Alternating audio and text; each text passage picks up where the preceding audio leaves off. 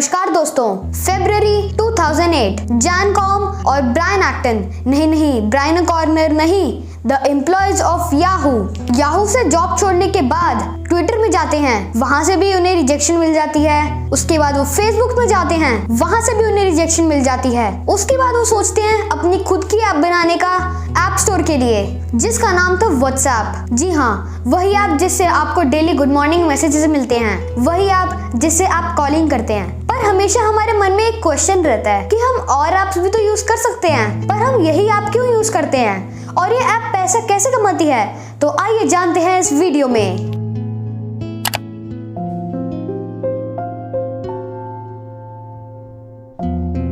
Question ये उठता है कि उन्हें व्हाट्सएप बनाने का आइडिया कहाँ से मिला? तो जॉन कॉम डेली जिम जाते थे और वो जब जिम में होते थे और उनके दोस्त उन्हें कॉल करते थे तो वो अपने दोस्तों की कॉल को उठा नहीं पाते थे। यह देखते हुए उन्होंने एक ऐप बनाई जो स्टेटस बता सके, जैसे मैं अभी जिम में हूँ तो मुझे अभी कॉल मत करना, और उसका नाम रखा गया व्हाट्सएप। पर उस टाइम उसमें चैटिंग या फिर कॉलिंग का फीचर नहीं था, उस टाइम हम उसमें सिर्फ स्टेटस चेंज कर सकते थे। पर कुछ लोगों ने उसे as a chatting app use करना स्टार्ट कर दिया, जैसे मैं बोलूंगा कि मैं अभी ऑफिस में हूँ तो मुझे कॉल मत करना, और थोड़ी देर बाद मैं बोलूंगा कि मैं अभी ऑफिस से निकल चुका हूँ, अब आप मुझे कॉल कर सकते हो। ऐसे ही लोगों ने चैट करना स्टार्ट कर दिया। ये देखते हुए व्हाट्सएप के एम्प्लॉयज ने व्हाट्सएप में चैटिंग फीचर भी डाल दिया, और ये आइडिया बहुत ही हिट हुआ क्योंकि उस टाइम सिर्फ एक ही फ्री मैसेजिंग ऐप थी जो कि थी द ब्लैकबेरी मैसेंजर। पर उसकी एक प्रॉब्लम थी, वो सिर्फ ब्लैकबेरी फोन्स में थी और फोन्स के लिए कोई और ऐसी ऐप नहीं थी। तो जब व्हाट्सएप आया, लोगों ने उसे यूज करना स्टार्ट कर दिया। कुछ ही दिनों में व्हाट्सएप के 2 मिलियन डाउनलोड्स हो जाते हैं और लोग व्हाट्सएप में इन्वेस्ट करना स्टार्ट करते हैं। व्हाट्सएप की पॉपुलैरिटी बहुत ही जल्दी बढ़ रही थी बिना किसी एडवर्टीजमेंट और एड्स के, क्योंकि अगर किसी को ये ऐप पसंद आती थी तो वो अपने फ्रेंड को इसके बारे में बताता था और उसका फ्रेंड भी उसे यूज करने लगता था।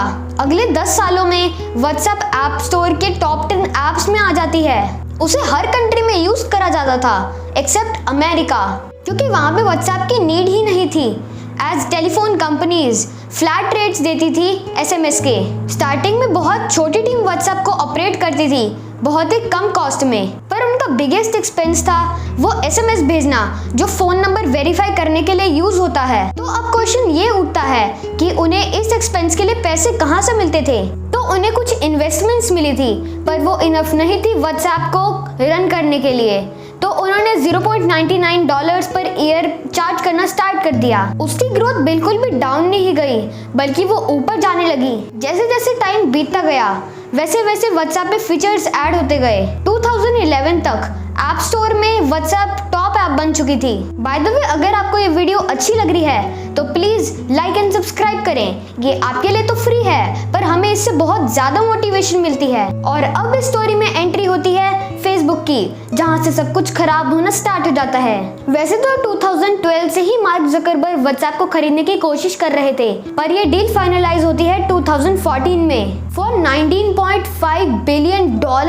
और इस डील के बाद Jan Koum and Brian Acton रातों रात बिलियनियर्स बन जाते हैं। गूगल ने भी व्हाट्सएप को खरीदने की ट्राई करी थी, पर वो अनसक्सेसफुल रहे। बहुत सारे व्हाट्सएप क्लोन्स 2014 तक बन के आ चुके थे, जैसे डिस्कॉर्ड, वीचैट, लाइन एक्सेट्रा। जनवरी 2016 व्हाट्सएप की $0.99 की फीस रिमूव कर दी जाती है और वो वापस एक फ्री ऐप बन जाती है। पर अब वापस से एक क्वेश्चन उठता है कि अब उनका बिजनेस मॉडल क्या है? तो व्हाट्सएप डिफरेंट कंपनी से पार्टनरशिप करना चाह रहा था और वहां से एक सोर्स ऑफ रेवेन्यू लाना चाह रहा था। और फेसबुक के इन्वेस्टर्स मार्क जकरबर्ग पे प्रेशर बना रहे थे कि अगर उन्होंने इतनी बड़ी डील करी है तो वहां से इनकम सोर्स भी तो लाना पड़ेगा।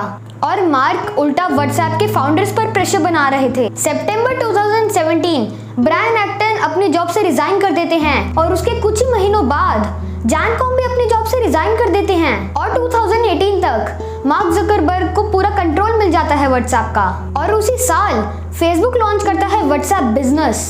इस ऐप में बिजनेसेस अपनी प्रोफाइल बना सकते थे और उस प्रोफाइल को अपने फेसबुक पेज से लिंक कर सकते थे। जैसे अगर कोई कस्टमर उनकी प्रोफाइल पेज को व्यू करता तो उन्हें व्हाट्सएप पेज का भी लिंक मिल जाता। और अगर बिजनेसेस व्हाट्सएप बिजनेस का API यूज करते तो वो उसके through appointment reminders, shipping confirmations, OTPs भी भेज सकते हैं। वैसे तो व्हाट्सएप बिजनेस फ्री है, पर अगर बिजनेसेस कस्टमर्स को 24 आवर्स के अंदर रिप्लाई नहीं करते हैं तो उनसे कुछ पैसे चार्ज किए जाएंगे। By the way Facebook plan कर रहा है कि प्रेजेंट टाइम में व्हाट्सएप पे एड्स दिखाए जाएं, पर ये फाइनल नहीं है। तो आज की वीडियो में बस इतना ही।